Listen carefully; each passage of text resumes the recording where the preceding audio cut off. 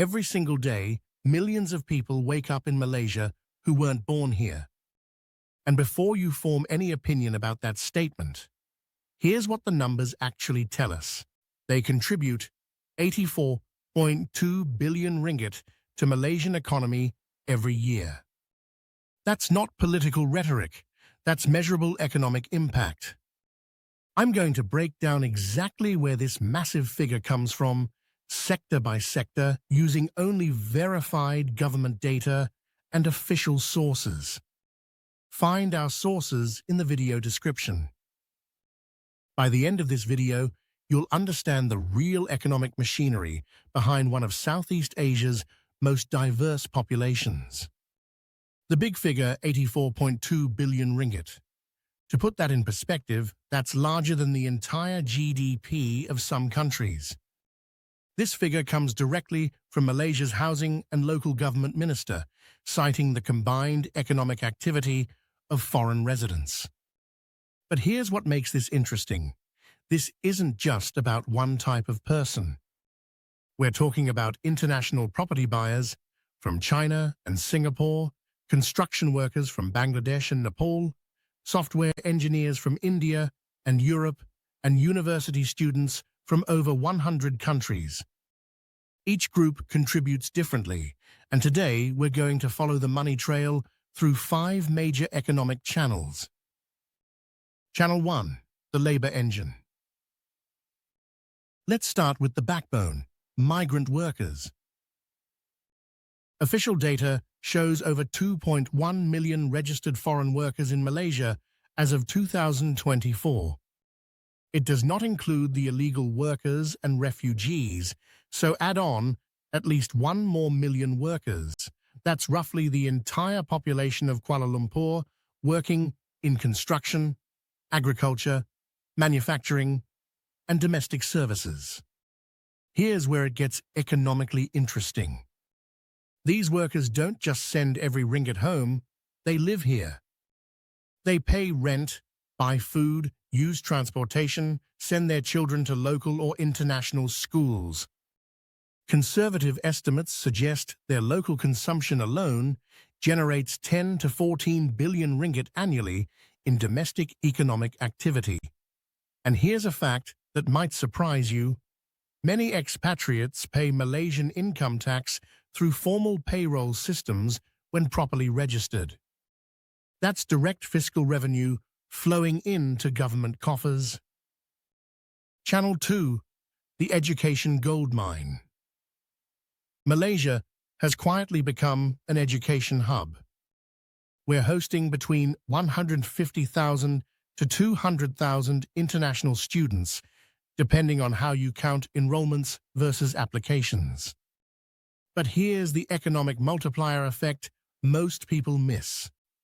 A typical international student doesn't just pay tuition, they pay for housing, food, transportation, entertainment, travel within Malaysia, and shopping.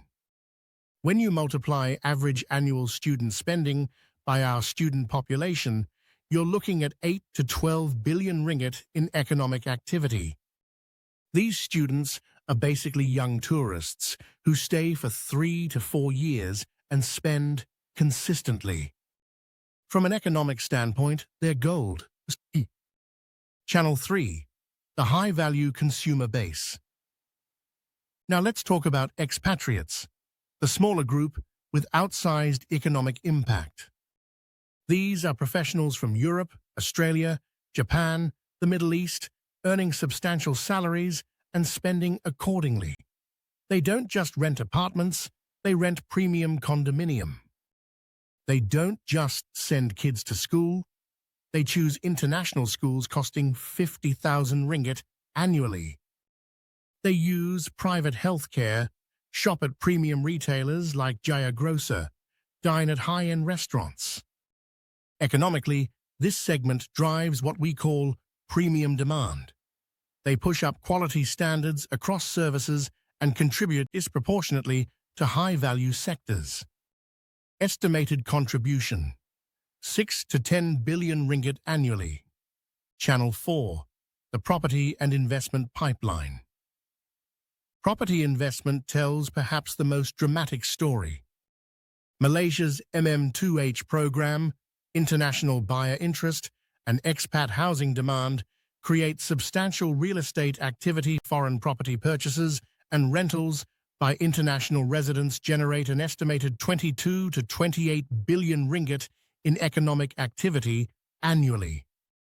This includes not just the purchase price, but legal fees, renovation costs, furniture, maintenance, and ongoing property management. Every property transaction creates a ripple effect through construction, interior design, legal services, and banking. It's not just a purchase, it's an economic ecosystem. Channel 5. The Tourism Connection. Here's where it gets sophisticated. Malaysia's tourism satellite account shows the tourism industry generated 291.9 billion ringgit in 2024. That's 15.1% of their entire GDP. But foreign residents aren't just tourists, they're super tourists. They travel domestically for holidays, bring visiting family and friends, book hotels for relatives, and participate in tourism activities year-round. Their tourism-related spending adds an estimated 18 to 24 billion ringgit to the economy. The bitter truth. Without them, Malaysia would still be a third-world country. The financial reality check. Let's address the elephant in the room. The financial flows. Yes, migrant workers send money home through remittances. But economic analysis shows the majority of their earnings stay in Malaysia through local consumption. Meanwhile, foreign professionals pay substantial Malaysian income tax. Expatriates buy airline tickets home for holidays, supporting our aviation sector. International students often bring family members to visit, boosting tourism. The net economic effect, measured by consumption and value creation, is strongly positive for Malaysian GDP. The Policy Balancing Act. This economic benefit comes with trade-offs that smart policy needs to address. Foreign demand can pressure housing affordability in certain segments. Infrastructure needs to scale with population growth. Labor markets need proper regulation to prevent exploitation. But economically speaking, the math is clear. Immigration have a tremendous impact on Malaysian economy. The bottom line. So there's your 84.2 billion ringgit breakdown. Property and real estate, around 25 billion sub. Tourism and hospitality, 21 billion. Education sector, 10 billion. Migrant worker consumption, 12 billion. Expatriate premium spending, 8 billion. Other investment and services, 8 billion sub. This isn't about politics or ideology, it's about economic measurement. Every person is an economic actor, and Malaysia has built one of Southeast Asia's most economically productive international populations. Whether you're pro-immigration, anti-immigration, or somewhere in between, these numbers represent the current economic reality. Policy discussions should start with this data, not end with it. If this breakdown was helpful, hit subscribe. We analyze economic trends using verified data every week. And drop a comment. Which sector surprised you most?